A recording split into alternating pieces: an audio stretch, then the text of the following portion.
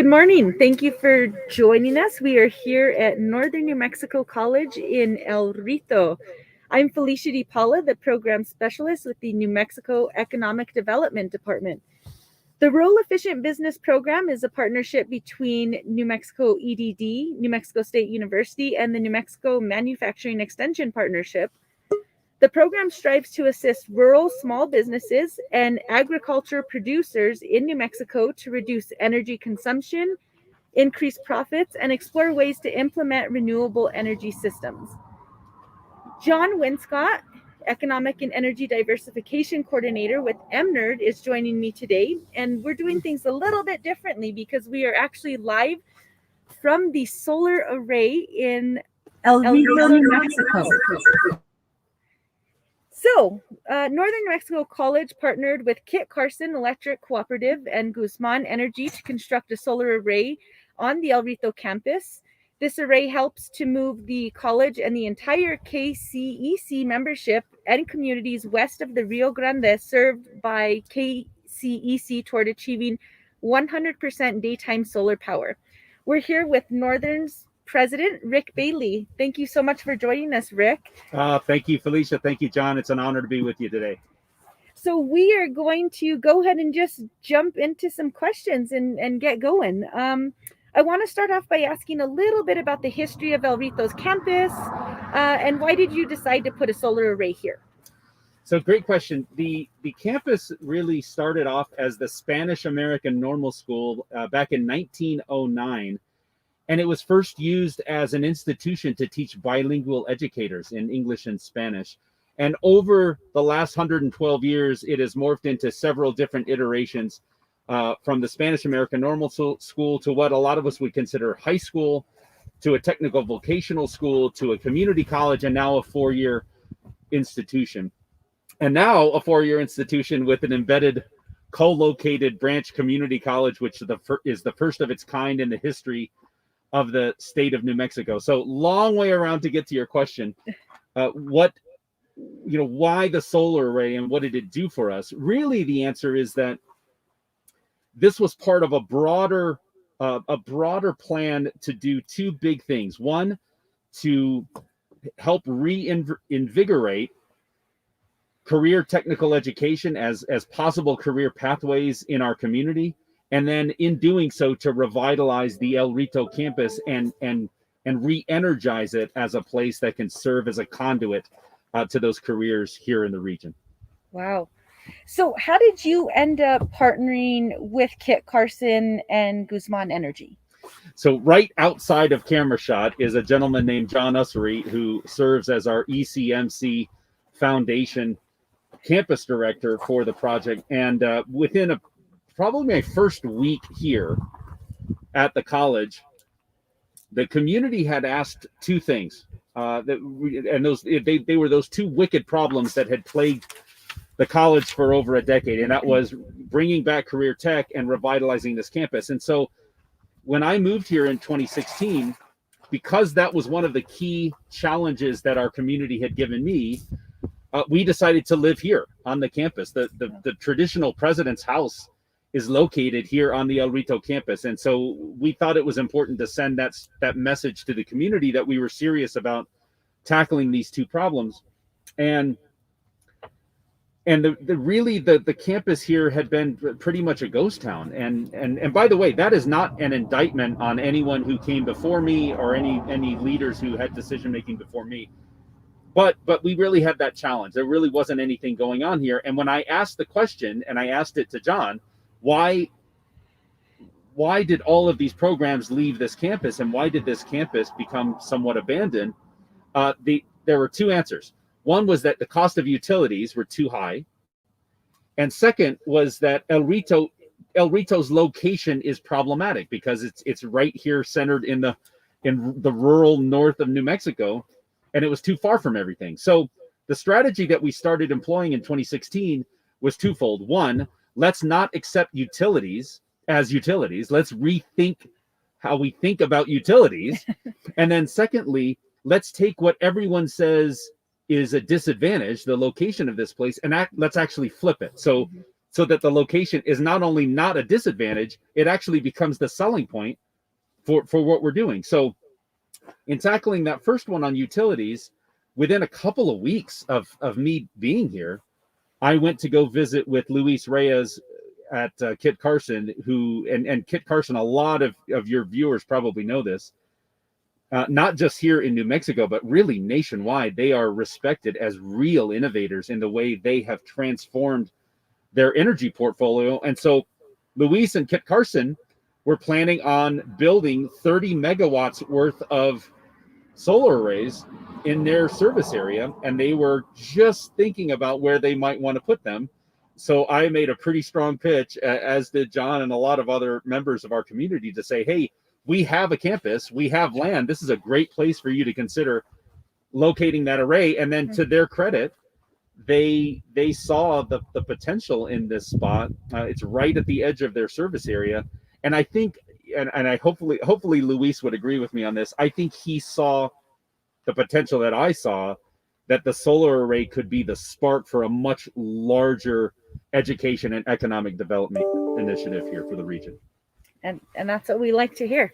Economic, that's great. So can you kind of walk us through the major steps of the process, everything from the idea to the planning to the financing? Sure. So that in some ways, it makes it seem like we knew what we were doing. And I'm going to give all the credit to Kit Carson on this one.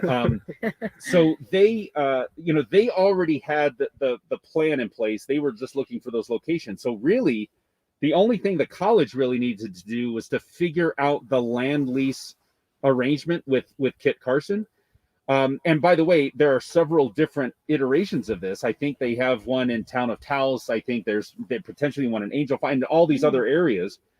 And so what I told Luis at the time, hopefully I don't get myself in trouble in this interview, but I told him that, hey, all we want is the solar array here. It doesn't matter what the cost of the land lease is, give us what you're giving everyone else. Well, they had to have a land appraiser come out because we're a state entity. So, we have to be really specific with how we portion land out. And when they did the appraisal of land, the land was valued slightly higher than some of these other places that they had planned to put these other arrays. And so we actually had a problem because I didn't necessarily want us to have a higher lease value than anyone else. We just wanted the array. And it was actually Kit Carson's ingenuity in trying to meet the demands that we have as a state entity. They also added in order to create parity with the appraisal, they did some in-kind work with us and actually connected their fiber optic internet to our campus as part of the solar array deal. So El Rito now has among the fastest internet in the state of New Mexico because of this deal. So it really worked out well. Wow, that's remarkable. I am going to go ahead and let John go and jump in here. Sure. So this solar array will consist of many panels, and the power is, from my understanding, is not only going to the campus, but approximately 850 homes and businesses in the area. How does Northern New Mexico College's relationship with local homes and businesses work? And is the school somehow credited for this energy generation? Great questions, John. So first of all, the array, we broke ground in the spring of 2019. The array went operational. It's 1.5 megawatts. It went operational on December 22nd of 2019. And every single day since they flipped the switch on that, as you said in the question, it's not only provided all of the daytime electricity needs for the campus, and not only for the entire village of El Rito, but for everything in Kit Carson's service area west of the Rio Grande. So it is, I think it's safe to say that it has even surpassed our pretty high expectations for what this array would do. The exciting thing for me is because Kit Carson had worked out this partnership with Guzman Energy, which is their energy wholesaler, and because they were able to diversify their energy portfolio, then not only does the college, but everyone in Kit Carson's grid, everyone in their region now is going to see a pretty dramatic reduction in their electricity costs. And the exciting thing for me is that those electricity costs are now going to be fairly stable for the next 30 years because we're not paying off the coal generation plants that were built in the 80s, and that's really what drives a lot of these electricity rates. So really, this is a pretty exciting time. Now, does the college get credit for it? So no.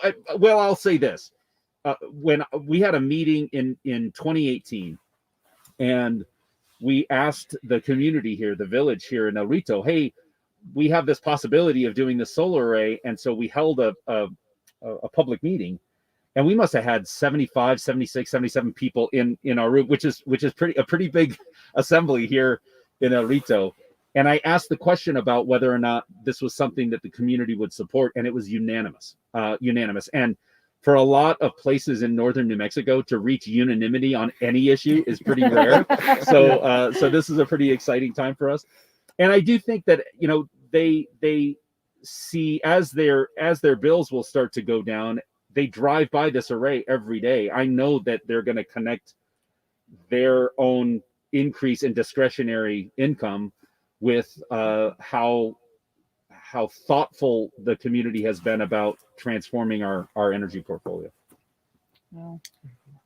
So there wasn't a ton of pushback from the community. It was everyone pretty much saw the benefit of this. Absolutely. Yep. That's great. Yep. That is great. Does Northern New Mexico College have similar plans for its Espanola campus? We do. So there is a group in the state. It's the Energy, Minerals, and Natural Resources Department. And it's one of the very first stops I made when I took this job. And they've been incredibly helpful and supportive. And one of the things that they educated me on was something called an energy audit. So every public institution in the state of New Mexico, colleges, universities, cities, counties, they can partner with EMNRD to do an energy audit of their own facilities and their own structure. And so there are, I think this is still the case, there are 7 energy service companies that the state has already pre-approved to do this kind of work. And so the college has been partnering with a company called Amoresco for the last 2.5 years to look at everything on both campuses, from lighting to HVAC systems, to water, to and really provide opportunities for us to transform the way we think about energy. The solar array really here in El Rito was kind of the kickstart for it, which is really pretty exciting. In Espanola, we have the Jemez co-op, so it's a separate co-op than Kit Carson.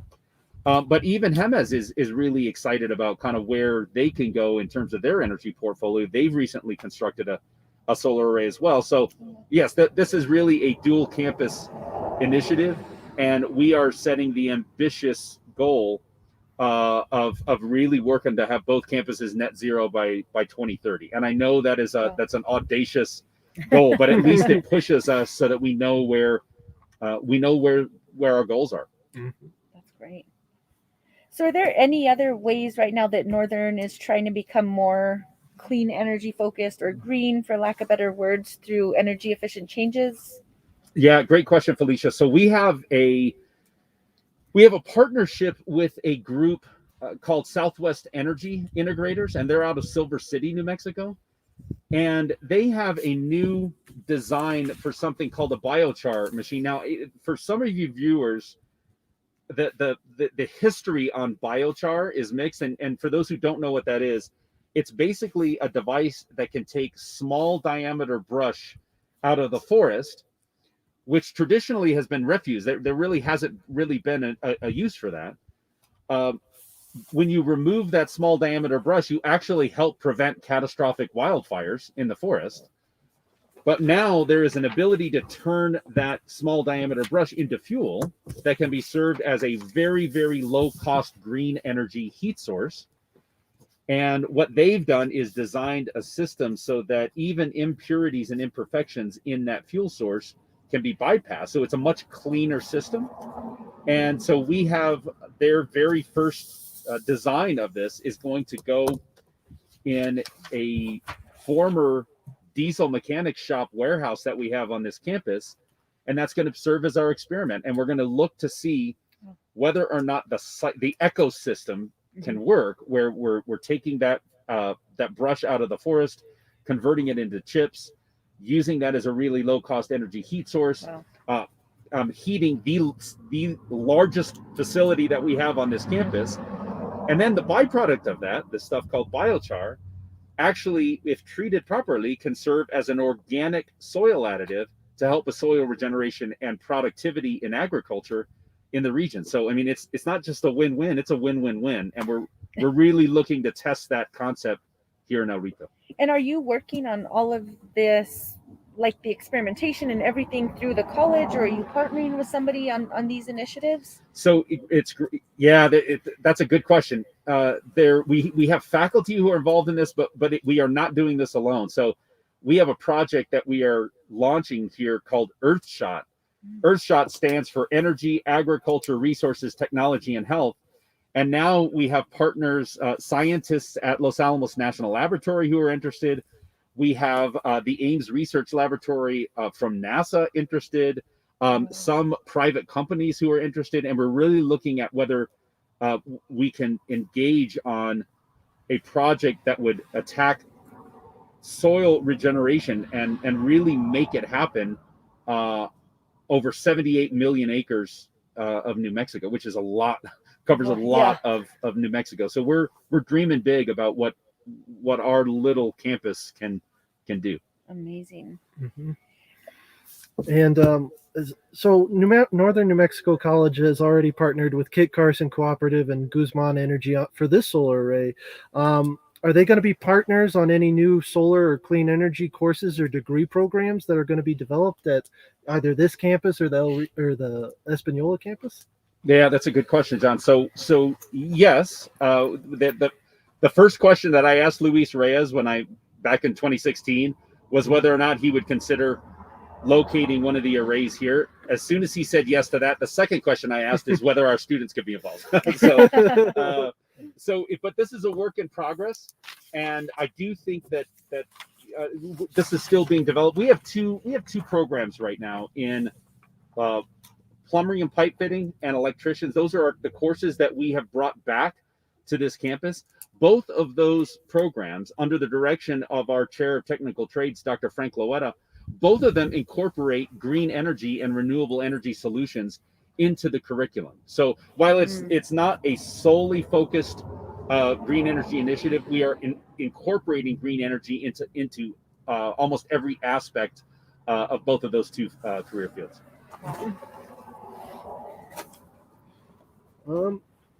And then you kind of spoke about this earlier with your partnership with the labs, but does Northern New Mexico have any other community partners in your clean energy efforts that you'd like to mention or that are related to sort of your future plans? Yeah, the one other thing, John, that I would mention is that we have a partnership with and there's the list is huge, but Microgrid Systems Lab, it really has led an effort along with Kit Carson, Camus Energy, Northern New Mexico College, and this array is actually going to be the site and the centerpiece of a microgrid system, which is really a way of, for those who aren't familiar with it, it's a way of creating resilience in an energy portfolio, an energy platform, so that for key facilities in the region, like the college, we have an elementary school across the street, we have a post office, we have a clinic, we have a fire station, the Forest Service is down the road.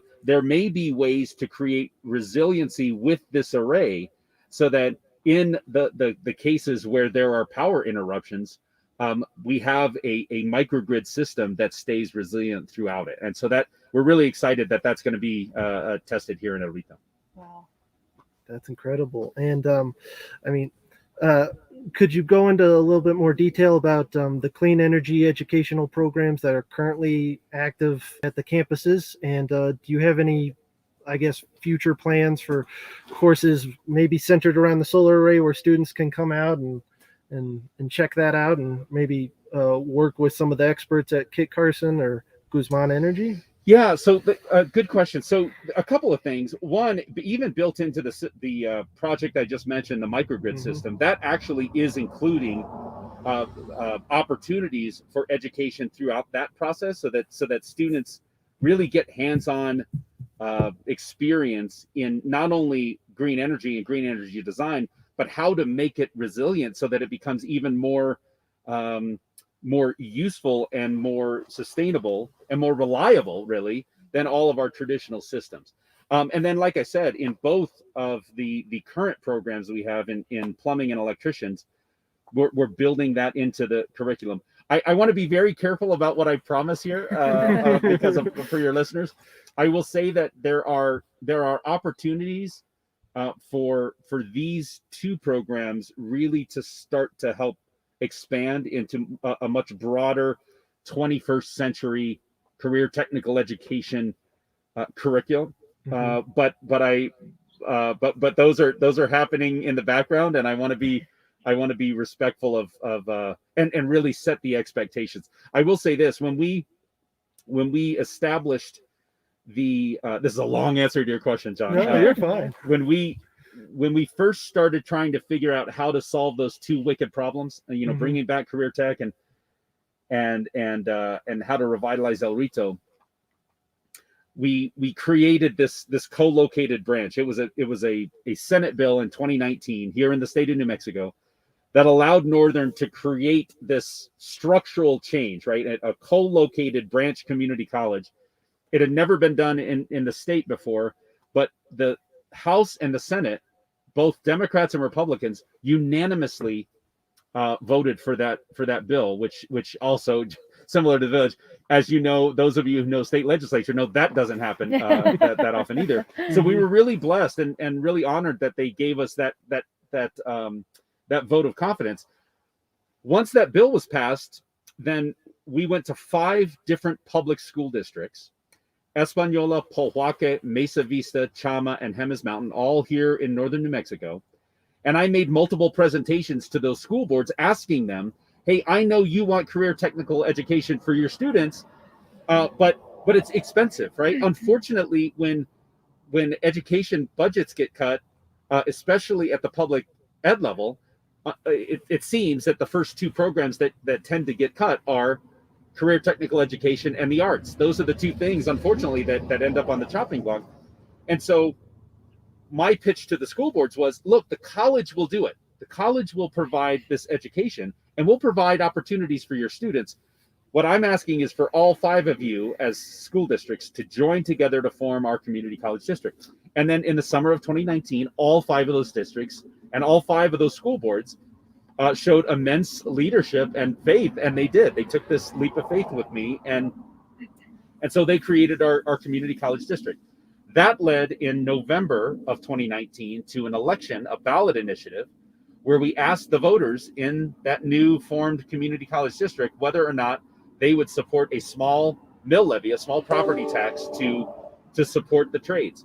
And over 62% of the voters in November 2019 approved that. And so even in a very challenged socioeconomic area, this community not only said, yes, Rick, we believe in the vision, but we're willing to help support it financially. I mean, that is, it doesn't get any better than that. And so now we have a dedicated revenue stream in perpetuity to solve those 2 wicked problems.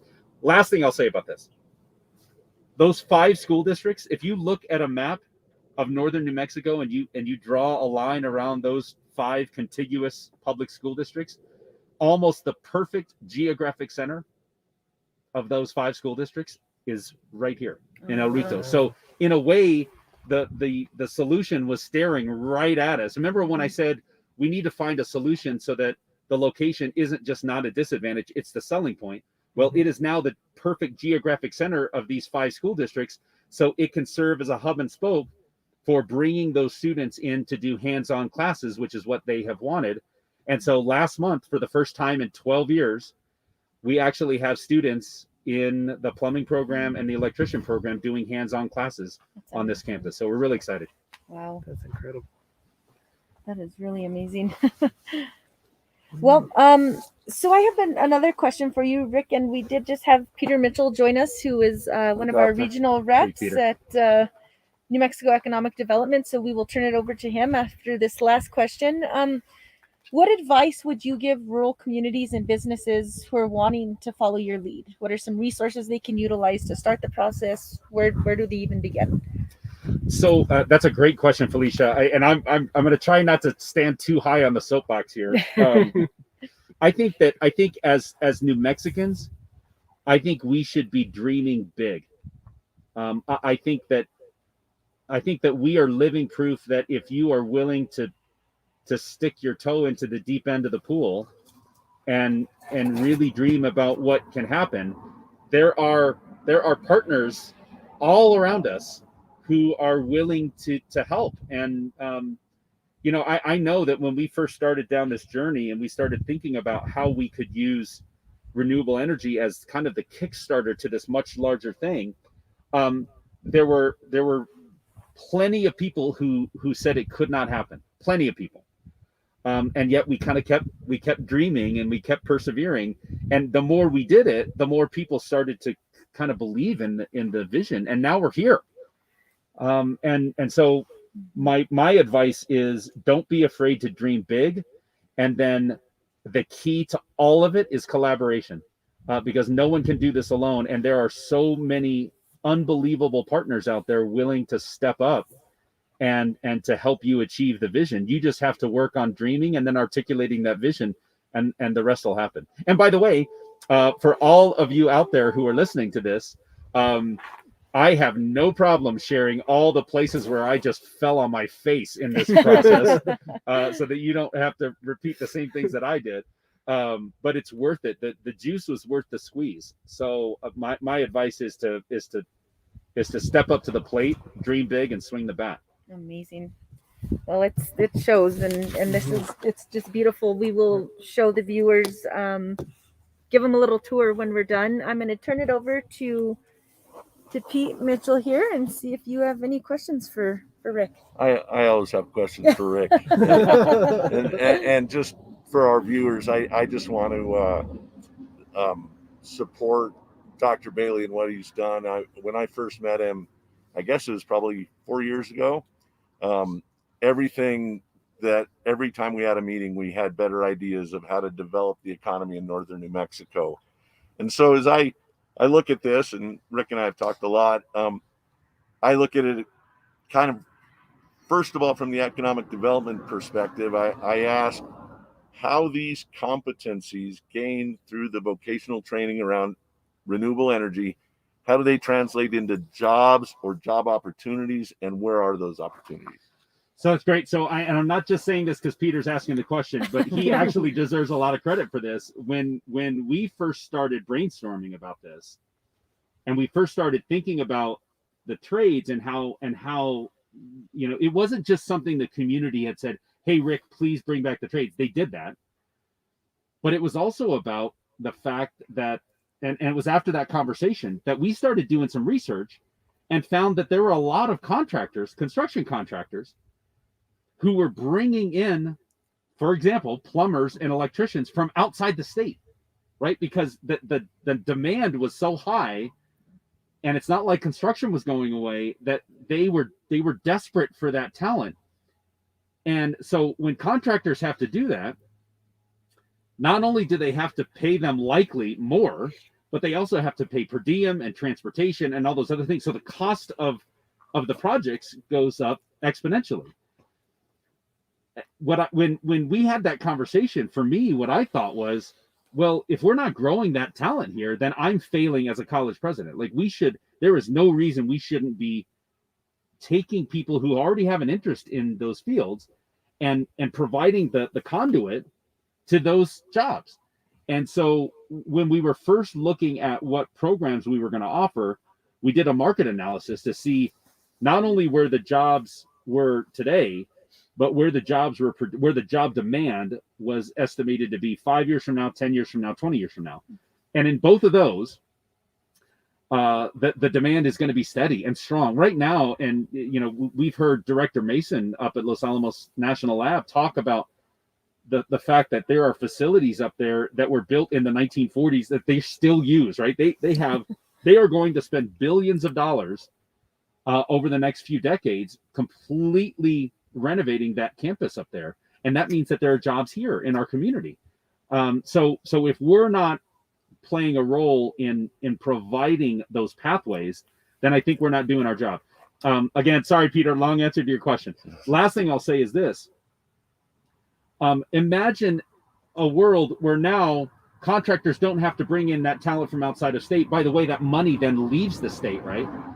Now, if we have individuals who we groom here, who are coming out of our high schools and adult learners and others who are now moving into these fields and making very, very good salaries, well, that's money that stays in our community because those individuals are supporting local businesses and purchasing real estate and paying taxes and doing all these other things that now it's not just those students and future professionals, and it's not even just their families. It's actually the entire community. It's a rising tide that lifts all boats. And so that, to me, that is the spirit of the economic development initiative that all of this is based around. So following up on that, this may be a little bit off topic, but I think I can weave it into topic, is your relationship with Los Alamos National Lab and what you did with Director Mason for the program for their remediation specialists. Oh, right, RCTs. RCTs, and explain that. And following up on what you were saying with that relationship, are there other competencies that the lab could require that you could weave into the curriculum at Northern New Mexico? Great question. So, Tom, if you're listening to this, I'm just going to apologize in advance for sharing this story. But so I went to breakfast with Director Mason, and it was early on in his tenure, and I mentioned to him that he is the third director of the lab that I've had the privilege, we'll have the privilege to work with. And I asked him, about our relationship, and the lab is always so gracious in terms of how they treat us, how they treat our sister and brother institutions. But I asked Tom to kind of get out of his comfort zone, and I just said, Tom, I need you to take the gloves off. Like, take the gloves off, and don't tell us about how we're good. Tell me about what you need that we're not doing. What is it that we're not doing for you? What are the things that keep you up at night?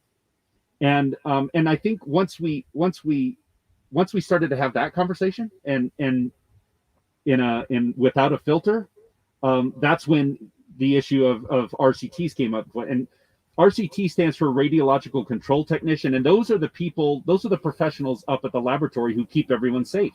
They monitor all the radiation levels, they do all that stuff up there, and they're super important. Well, Northern had a program for over a decade to provide that pipeline, but we were really trickling graduates into the lab, probably 2 or 3 a year. And finally, once we had that frank conversation, we realized it wasn't enough for them, and that we really needed to double down on it. And so that led to a really, really strong partnership between us, where we agreed as an institution, look, we're small and we're nimble, so we will do whatever you want. I mean, we literally we will redesign the curriculum. We will provide a dedicated faculty. We will provide resources for those students, career services, all the things that we need to do to really mold this into exactly what you need. And then, to their credit, what the lab did is said, okay, well, if you're going to do that, we will put this funding on the table. That really helped to support it. And so the thing that's exciting for me is that partnership is something that down the road, Dr. Mason, when he would give his state of the laboratory address and he talked about the things he was most proud of, it was this partnership with Northern for RCT that he would always kind of say, here is what we were really proud of fixing. Because once we went in, sorry, another long answer, Peter. No, go. We went into we went into Espanola Valley High School, and actually they did this, and they did a survey of their juniors and seniors. This is years ago, and they asked those juniors and seniors in high school, what career fields are you most interested in?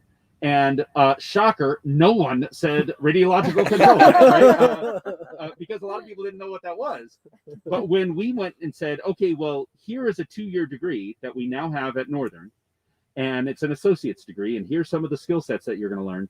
Here's an employer up at Los Alamos National Lab looking for these graduates, and here's the starting salary for those graduates.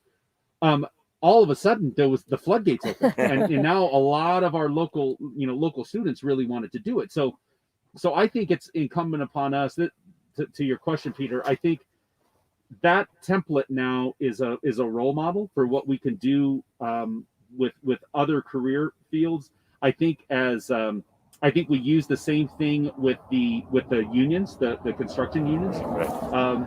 I think that is really going to be the mold. And by the way, it's not only helped Northern, but University of New Mexico, Los Alamos, Santa Fe Community College, a lot of our regional schools are now able to use that partnership that we have with the lab and make that the template for other partnerships in the future.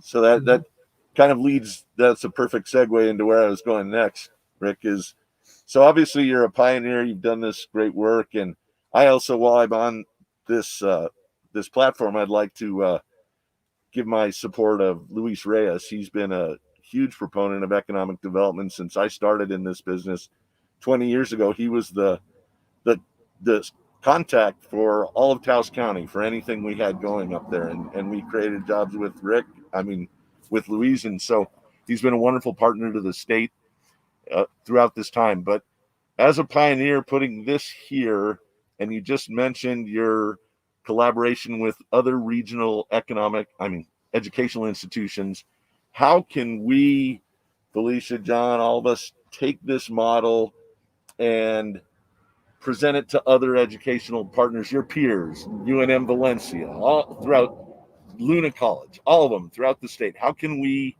try and get the message out where people can imitate this model for future success?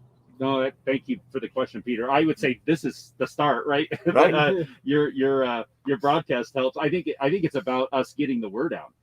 And by the way, I think it's about both sides of it. It's about us sharing the things that worked and the things that didn't. I couldn't agree with you more, Peter, about Luis and the fact that he is an entrepreneur and an innovator, and I think it's contagious.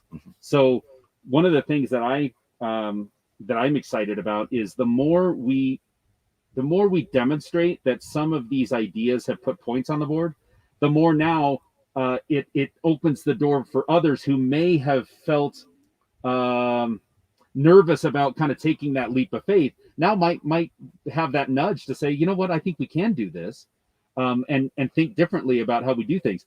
Let me share one crazy new exciting idea that we're working on. And it gets to your question, Peter, because we're talking about collaborations with other institutions. We have a partnership now called CHESS, and CHESS is the Collaboration for Higher Education Shared Services.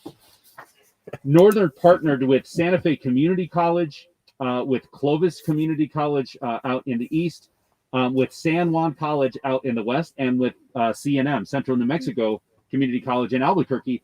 And all five of us agreed to come together. All five presidents came together and said, hey, what if we all decided to speak the same language? Like, what if we all went in on a common platform to speak the same language? It has never happened in the history of the U.S., right? We've never had we've never had multiple public institutions, independent institutions, voluntarily come together to basically say, we're going to all start speaking the same language, and we're going to provide this common experience. But we're also going to still retain our own cultures and our own specialty areas and all. And so within the next 3 years, we now have a vendor. We're actually starting implementation. Over the next 3 years, we're going to all transition to this same common platform. And what it means for students, especially, obviously I'm biased, but for students at Northern, it means that now, if they want to take a class, and there's a class that is traditionally low enrolled, and they've got 3 or 4 students, but the same class is being taught at any of our partner institutions, we can now combine, and now that student doesn't have to wait for another semester or another year before that class is offered again, and now they can take it. It also means that all of our catalogs are now open to that student, because a lot of us are offering more and more online courses. And so now these students are going to have access to all 5 institutions, and all 5 institutions are going to have that one student number for that student. It also means that we're going to be able to share faculty down the road and be able to work interchangeably. It means that in every substantive area of our college, human resources, business office, chart of accounts, all of these things, there will now be a community of interest so that anyone on our staff will have partners at the other institutions that they can call on a moment's notice now, and now be able to help each other in doing what they do to serve our students. So it's super exciting. It's already gotten a lot of national attention because of how bold this is. And I think, again, sorry for the long answer. I think the more we demonstrate our willingness to be creative in the way we do what we do, the more the door opens for others who now may be encouraged to try to be innovative in the things that they're doing to serve their communities. Perfect.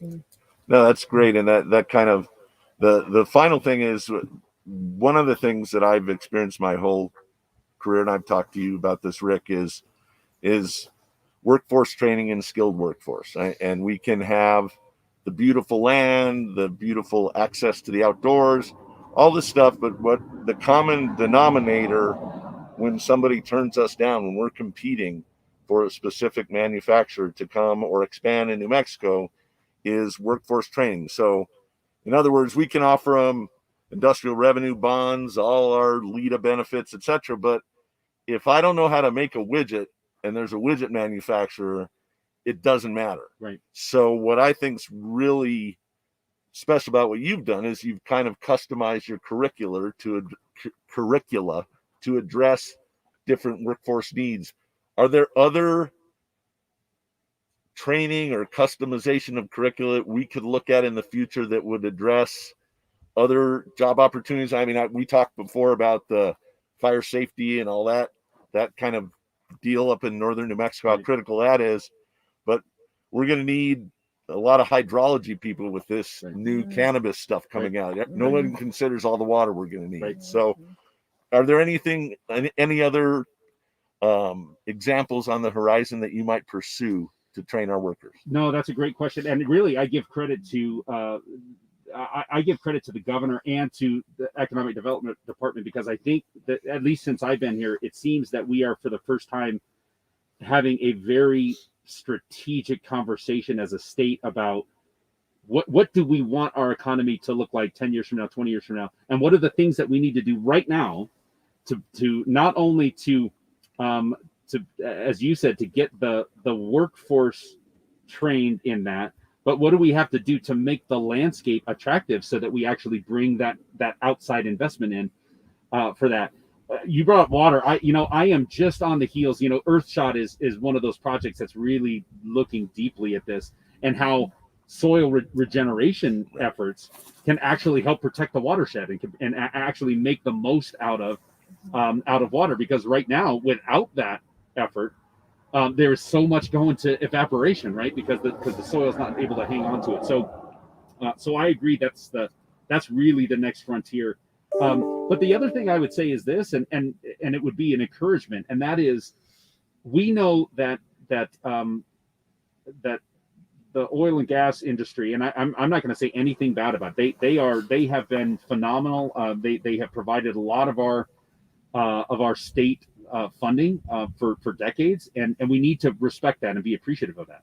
But we also know that the landscape is changing, and we know that what we need to do long term as a state is think strategically about how we diversify those revenue streams, right? So that we're not tied to the vagaries of one industry, but really kind of look stabilization long term. And I think part of that is us dreaming big as a state about what we want, and then and I know I'm speaking for every higher education leader in the state.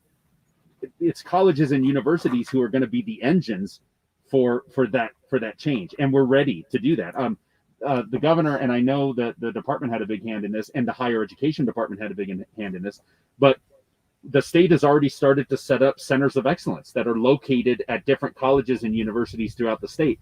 I suspect that that's going to continue, and that could be kind of the opening salvo to your question, Peter, about as we decide, hey, here are some industries that we really see are exciting possibilities. Let's hand this to a couple of institutions to say, you now need to create and cultivate the environment that allows this new industry to thrive. And I think that's where we're headed. Great. Well, that's all I have. I just want to thank Dr. Bailey. He's been a wonderful leader and inspiration in northern New Mexico. So thank you for all you do. Thank you. Thank you so much, Dr. Bailey. Would you like to give us a quick tour, and we can kind of check out at least how big the rows are, at least down there, and then we'll close up. Maybe what we can do is Felicia can. Hopefully, we won't get you, the audience, sick if we're not standing up with this thing. So behind us is a 1.5 megawatt solar array. It takes up approximately 10 acres, and like I said, construction started in the spring of 2019. It was completed on December 22nd of 2019. Our biggest claim to fame here so far in the last few years is that when the Democratic National Committee, I'm going to go with you. Yeah. Because you got the mic. Phone and we got the Wi-Fi.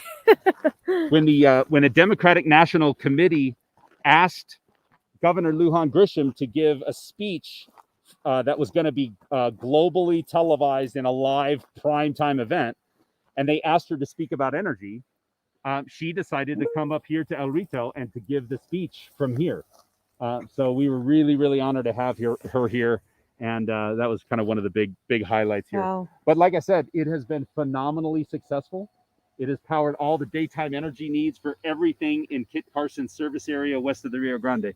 Wow. Are there any jobs related to maintaining this facility, or is it kind of an installation and it's pretty set to go? It's pretty set to go. There are some minor things that happen from time to time. Where this is a really good point. When we look at the jobs at least in solar, the construction's there, obviously, because construction for the arrays is going to be around. But once the arrays are up, the real jobs are in the management of the energy. Right? Okay. It's in how the energy is taken from here to do all the good things that it does. Okay. And that takes a lot of education, right? To really do, because there's some finesse to that. And so I see that as kind of one of the central key job placement in the future. And by the way, not just solar, right? It's going to be wind energy. Well, there's all hydrogen. There's going to be so many other pieces. Well, Mesa College and Tucumcari based their whole curriculum on the wind technician. They have. Folks. And so I was wondering if there's something similar related to solar, because all we hear in the media is with oil and gas, with renewable energy, we're going to lose all these jobs. Right. So we need to be able to regenerate the jobs and change the competencies for these people to get jobs in other arenas. Right. And so I'm glad you brought up Mesalands. So Mesalands Community College has a phenomenal wind energy program. I actually took a pilgrimage out to Tucumcari and actually climbed up into they have a turbine there and everything. It's fantastic. So, and they're really doing some cutting edge work out there. And I think that now it's about kind of connecting the dots. But you're right. What we don't want is to say, oh, you know what? And this is true. It doesn't take as many jobs to maintain a solar array as it does an oil rig. So now we should just give up on I think we have to think differently and say, yes, the construction jobs are there. Once it's up, it's now more management. So what are the other things that help to contribute to that energy portfolio? And now let's invest in jobs that do that. Great. Yeah. Amazing. Well, great. I know we had one question come in. I don't know if we want to sit back down. Sure. But we will walk and talk. With the advent on new nuclear designs, has New Mexico Community College considered adding a nuclear power curriculum, particularly with Lanel and Sandia working those areas? So that's a great question. So what we do have is we do have a partnership with an organization called N3B.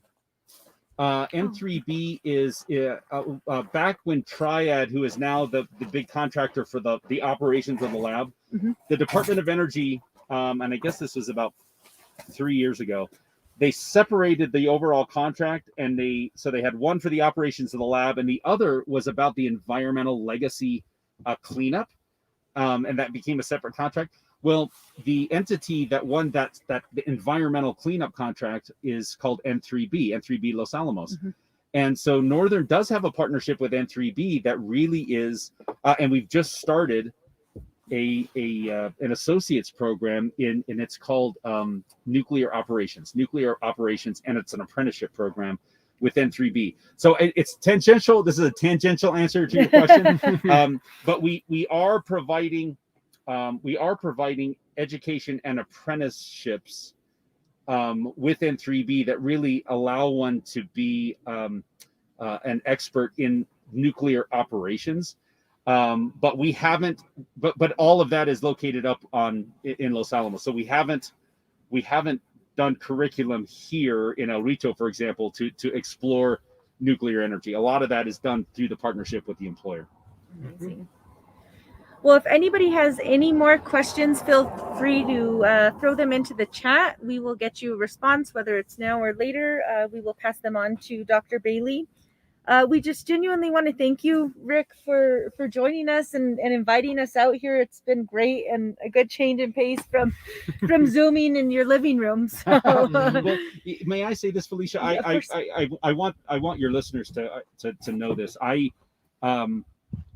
So I am about to start my 6th year in this job, and I will say, and I'm not just saying this because of the audience, and I'm not just saying this because of who's hosting this show, but the economic development department, since I've been here, has been absolutely supportive. And when I talked about, hey, we're going to dream big and we're going to swing the bat and we're going to shoot for the fences. EDD has been with us every step of the way and has been truly encouraging us to do the work that we did. I don't know that we would be here without that encouragement. So I just want to say a special thank you to the state. I want to say a special thank you to EDD, and as a state, we're really grateful for everything that you do for all of us and all of our communities. Thank you so much, and Peter, thank you so much for connecting this interview. Couldn't find a better interview in the state. Yeah, the best one yet. Well, I am going to go ahead and close out here. Again, thank you, Rick and John, for joining us. I am going to share my screen and give a few updates about what is going on in the world of economic development. All right, bear with me. Maybe I won't share my screen today. Well, I am not sure what is going on. We're having some technical difficulties.